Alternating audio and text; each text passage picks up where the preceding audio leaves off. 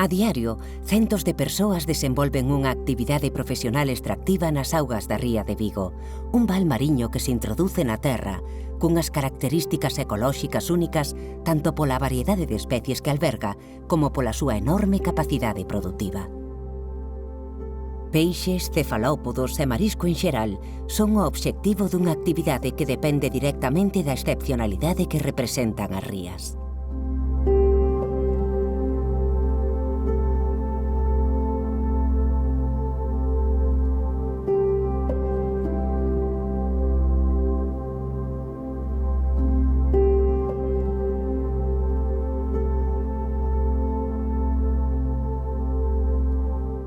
Nelas tamén teñen moita relevancia os cultivos mariños, favorecidos estes pola orografía e o enorme potencial ecolóxico do Mar de Galicia.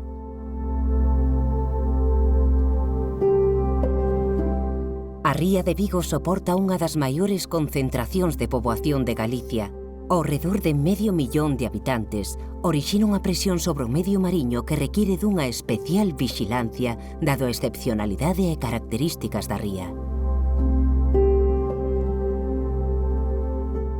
Esta forte presión ambiental xerada por todas esas actividades xunto ao desenvolvemento urbano produce residuos de todo tipo que, cando non son correctamente xestionados, acaban maiormente nos fondos mariños, o que constitúe un problema ambiental e social. Conscientes desta situación, a Confraría de Pescadores de Vigo, no ano 2020, tomou medidas para tratar de paliar esta problemática. Comezamos no 2020 aproveitando unha convocatoria dun programa que organizou a Xunta de Galicia con fondos europeos, que se chamaba Mar Vivo, Mar Limpo, Mar Vivo. E sí, comezamos ese ano, pero xa de antes había parte do sector, sobre todo mariscadores e buceadores da cofradía, que son os que teñen un contacto máis directo cos bancos marisqueiros, os que reclamaban algún tipo de acción para limpar algúns deses bancos que sí, que en realidade que estaban moi cheos de lixo. Nas primeiras xornadas atopamos un montón de neumáticos. Os neumáticos, bueno, pode que proveñan moitos de actividades de terra, pero tamén, bueno, se usaron durante moitos anos como defensas nos barcos. Artes de pesca, cabos, estachas e cordas de batea foron tamén obxectos moi numerosos nas limpezas. Pero non só grandes elementos foron o obxectivo das campañas de retirada de residuos. Dende que empezamos no ano 2020, notase unha reducción principalmente dos residuos máis grandes, os de maior tamaño, como neumáticos, artes de pesca, aparellos, estachas, cabos, pero aínda seguimos atopando unha gran cantidade de residuos pequenos. Estes residuos pequenos, principalmente de orixe continental, moi contaminantes e persistentes, chegan ao mar a través dos ríos por unha mala xestión no tratamento. Un deles son as toallitas dun só uso. Estas supoñen un grave problema técnico ambiental, posto que colapsan os sistemas de canalización e as depuradoras, e terminan depositadas no fondo do mar. Os residuos plásticos vanse degradando lentamente no mar, chegando a formar parte da cadea alimentaria, o que vai supoñer un grande perigo de contaminación para o ecosistema mariño e incluso para as persoas.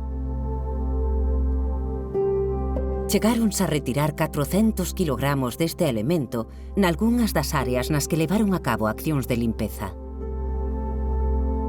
Un maior coñecemento por parte da poboación sobre a ría de Vigo como ecosistema excepcional que é, redundaría nun maior respecto e cuidado da mesma.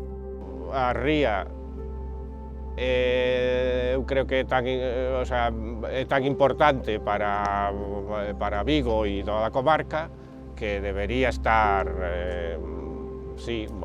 presente, non sei ata que punto está o suficientemente presente, pero debería estar sempre presente nos plans de formación, en escolas, que os rapaces saiban dende pequenos a importancia que ten a ría, non só para a pesca, senón para calquera cousa, a nivel identitario casi, non? A ría de Vigo ofrece un montón de servicios a toda a poboación que vivimos alrededor dela, dos que moitas veces non que moitas veces nin agradecemos ou non somos nin conscientes. Regulación do clima aporta comida, aporta lecer, aporta, bueno, eso, tanto cousas materiais como inmateriais. O cuidado dos bancos marisqueiros tamén conleva beneficios sociais, xa que as limpezas eliminan materiais dunha contorna privilexiada como son as praias e a franxa litoral en xeral.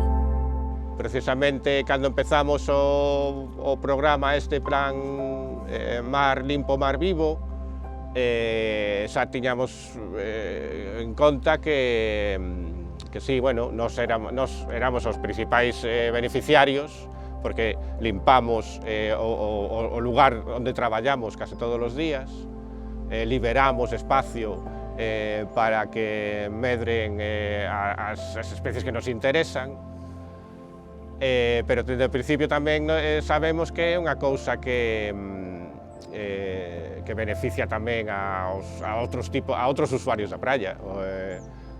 Eu sempre destaco tamén que o marisqueo, unha das virtudes do marisqueo é que é unha actividade económica que permite, non é exclusiva, non? O sea, non fai un uso exclusivo dun lugar.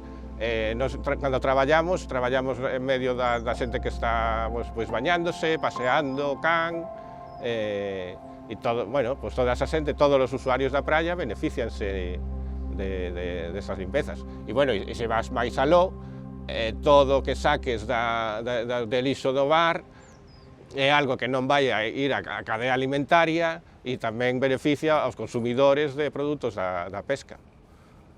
Para manter o bo estado dos bancos marisqueiros, ademais das campañas de limpeza, a Confraría de Pescadores de Vigo realiza repoboacións con xuvenís das especies explotadas, reforzando deste modo as poboacións naturais de bivalvos.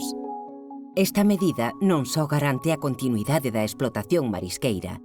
Ao engadir estes xuvenís, restableces o equilibrio ecolóxico ao servir parte destas repoboacións de sustento dos seus depredadores naturais.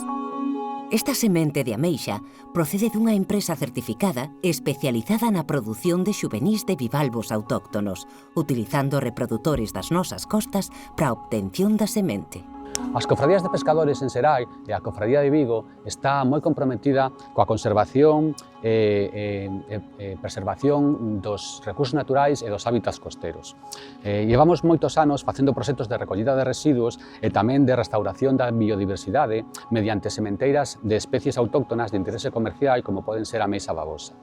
Conscientes de manter o medio mariño en boas condicións, todos os anos realizanse aportacións de xuvenís de ameixa como parte do traballo dos mariscadores, orientado a mantener a explotación como unha actividade sustentable. Por outra banda, as sementeiras con xuvenís de especies mariñas son unha forma de restaurar a biodiversidade mariña que actualmente tamén se afronta aos efectos do cambio climático, como o aumento da temperatura do mar ou a acidificación da auga. Incluso os episodios de fortes precipitacións ou vagas de calor, incluso incendios que están provocados polo cambio climático, poden afectar sobremaneira os recursos naturais e a explotación dos recursos das rías. En abril de 2025, a Confraría de Pescadores de Vigo sementou 400.000 unidades de ameixa babosa dun tamaño aproximado aos 2 centímetros na praia de Punta Areiño, banco marisqueiro que se atopa nas inmediacións do Monte da Guía. Unha acción máis en favor da conservación e explotación dos recursos naturais da ría de Vigo de maneira sostible.